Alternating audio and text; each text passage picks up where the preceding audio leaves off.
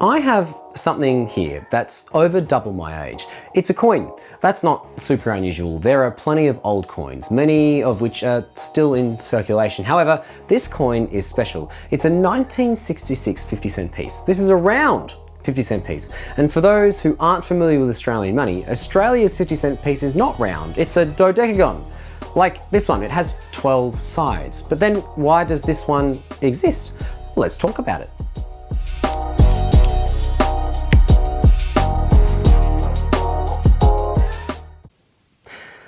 Coins have been an important part of trade since, well, humans needed something physical to trade, to represent trade.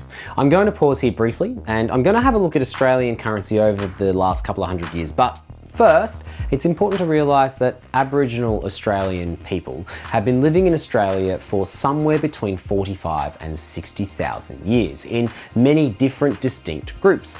Many of these groups engaged in trade through barter or by using certain objects as money. Just because coins weren't being used doesn't mean that money wasn't. So coins weren't the first money used in Australia. I just wanted to acknowledge that before we talk about how the first coins made it to Australia, which was when the Europeans, the British, colonised Australia. It was at the time called the colony of New South Wales. When the first fleet arrived in 1788, there wasn't much thought about the currency that the new colony would use. As a result, there was plenty of bartering and other international currencies being used in the first few decades. There were English pounds, Spanish dollars, Dutch guilders, Indian mohurs, and Portuguese johannas. This, as you can imagine, was a mess. And as the colony grew, there were less and less coins to go around. In an attempt to remedy this, under the rule of Lachlan Macquarie, who was the governor of New South Wales in the early 1800s, Spanish dollars were taken and a hole was punched in them, creating the holy dollar and a dump. In 1824, the colony of New South Wales formalised the British sterling as the official currency of the colony,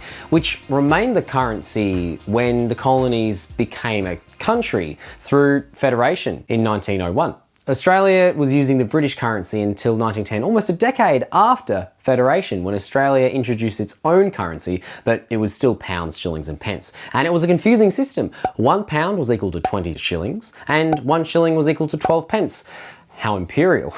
This all changed on the 14th of February 1966 when Australia introduced decimal currency, where there were dollars, and $1 was equal to 100 cents. Decimalisation had occurred. This was a big deal. There was a huge public service ad campaign with a very catchy tune, which I don't have the rights to play for you here, but it was to the tune of Click Go the Shears, and there's a link to it in the resources, which you can find in the description. I did have a thought of making a cover, but I still don't own the copyright to it, so I didn't want to do that. It does enter the public domain in, I don't know, 10 or 15 years' time. So if you see a random video upload in 10 or 15 years' time on this channel called Income the Dollars and Income the Cents, well, that's why. Australia introduced the 1 cent, 2 cent, 5 cent, 10 cent, 20 cent and 50 cent pieces, all of which were round. And these coins were pretty well unchanged, other than occasional commemorative designs. They're unchanged for decades.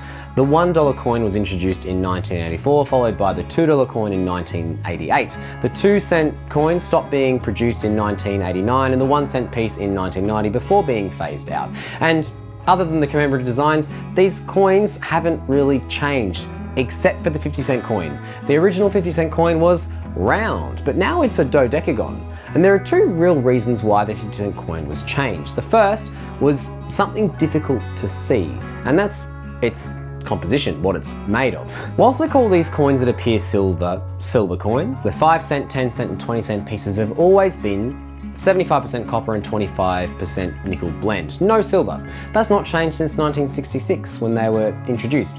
The original 50 cent piece, however, was 20% copper and 80% silver, so this is literally a silver coin. When the materials for the first round coins were purchased, silver was reasonably cheap. However, throughout the 1960s, the cost more than doubled, meaning that the silver in a 1966 50-cent piece is worth much more than the coin is worth in circulation. So something had to change. Whilst Australia didn't lose money because the silver for the coins was purchased before the price rose, they needed to change going forward because there wasn't much point in creating a coin that's worth less than the materials required to make it. And yes, I am looking at you, America, with your pennies. Doesn't make sense. There were over 35 million 50-cent coins produced and released in 1966 with the beginning of decimal currency. So there were plenty to go around. So in 1967 and 1968, no new 50-cent coins were produced. But then in 1969, the new 50-cent piece was introduced with the same 75% copper, 25% nickel composition that the other silver coins were made of, and with the funky new dodecagon face, mostly to avoid confusion with the 20-cent piece. And what a great coin it is. Personally, I think the dodecagon is a great shape for a coin, and I am pleased that the UK's new £1 coin has recently adopted it. Let's have a few facts before we finish the video. At the time of writing this video, whilst decimal currency was introduced nearly 60 years ago, Australia has only had one monarch on our decimal coins. Queen Elizabeth II has appeared on every one of our coins, though keep an eye out because the Royal Australian Mint are expecting to release the new coins with King Charles III's effigy in the second half of this year, 2023. Depending on when this video comes out, they may already be in circulation. Queen Elizabeth II's face was on over 15 billion Australian coins. And that's a lot of coins. The Australian 50-cent piece coin is one of the largest in the world, measuring 31.65 millimeters in diameter, but it isn't the largest. That title goes to the Costa Rican 500 colones and the French Polynesian 50 franc coin, both measuring 32.9 millimeters in diameter. That's pretty big.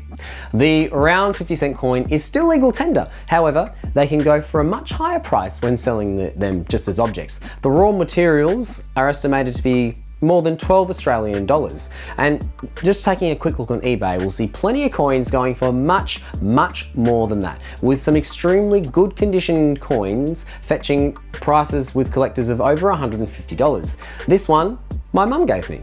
Thanks, Mum. I should also mention it's illegal to destroy coins, so don't melt them down. I appreciate that Australia switched to decimal currency. I tried doing a few sums using pre-decimal currency money, and what a pain.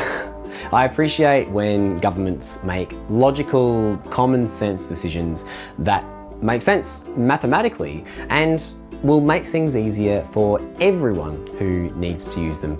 I also think that the dodecagonal face of our 50-cent coin is cool. But we'll leave it there for today. If you enjoyed this video, please let me know what you thought about it in the comments below and with that like button. And I also invite you to subscribe to That's Pretty Cool for more videos on topics that capture my sense of curiosity and wonder. Thanks very much for watching. Take care, stay curious, and I will see you next time.